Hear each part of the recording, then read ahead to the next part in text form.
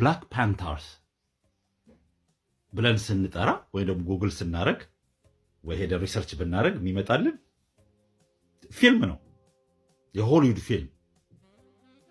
ብላክ ፓንተርስ ግን የሚባሉ በጣም ጎበዝ የሆኑ ለጥቁሮች ነፃነት ይታገል የነበረ ድርጅት ነው አሜሪካን ውስጥ። መቼም ብዙዎቻችሁ የምታውቁት ይመስለኛል።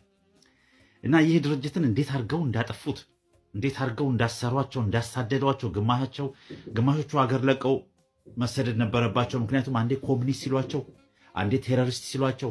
ዋናው በዛን ሰዓት የነበረው እንዲጠፉ ለነሱ ምክንያት የነበረው የኤፍቢአይ ዋናው ሁቨር ይባላል።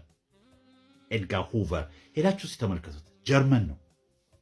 ጀርመናዊ አሜሪካዊ ነው። እሱ ነው እንዲያርገው እንዲጠፉ፣ እንዲታሰሩ፣ እንዲገደሉ አድርጎ ስንት ያላደረገው ነገር የለም። የነሱን መጥፋት እንዴት ሆነው እንደጠፉ እንዳይታወቅ ምንድን ነው ያደረጉት? ፊልም በሱ እንዲሰራ በራሱ ስም ሄዳችሁ ጉግል ስታደርጉ ብላክ ፓንተር ብላችሁ ስትጽፉ የሚመጣላችሁ ፊልም ነው። መቼም ብዙቻችሁ ያያችሁት ይመስለኛል፣ የጥቁሮች ፊልም። ከዛ ደግሞ ብላክ ስታር ብላችሁ ሲጻፉ፣ ልክ ብላክ ስታር ብላችሁ ስትጻፉ የሚመጣላችሁ እንትን ነው፣ የሚውዚክ የዘፈን አልበም። ዴቪድ ቦዊ ነው ምናምን የሚባል የብሪቲሽ ዘፋኝ የነበረ የሱ አልበም፣ በጣም የታወቀ አልበሙ ነው የሚመጣው። ብላክ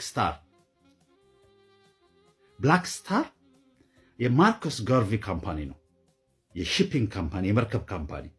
እና ማርከስ ጋርቪ መቼም ስለ ፓን አፍሪካኒዝም የምታውቁ ወይ ደግሞ ትንሽ ማወቅ የፈለጋችሁ ስለሱ ማያውቅ የለም።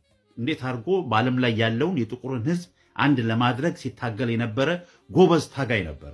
እና የመሰረተው የመርከብ ካምፓኒ ድርጅቱ ብላክ ስታር ነው የሚባለው። እና እንዴት አድርገው እሱን እንዳጠፉት፣ አንዴ ህጋዊ ባልሆነ መንገድ፣ አንዴ በታክስ አልከፍል ምናምን ብቻ ብለው ባንክራፕት እንዲዘጋ ያደረጉት።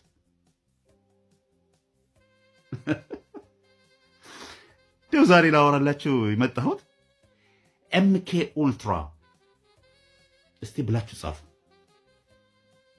መጀመሪያ ይመጣላችሁ መሰላችሁ ኤምኬ ኡልትራ ፊልም ነው፣ የሆሊውድ ፊልም በ2022 ነው የተሰራና ፊልሙ እንዴት አድርገው ይህንን ፕሮጀክት ስሙ በጣም እንዳይወጣ ወይም ደግሞ በፊልም አስመስለው ታሪክ ይነግሩንና በዛው ሰው በዛው እንዲረሳው።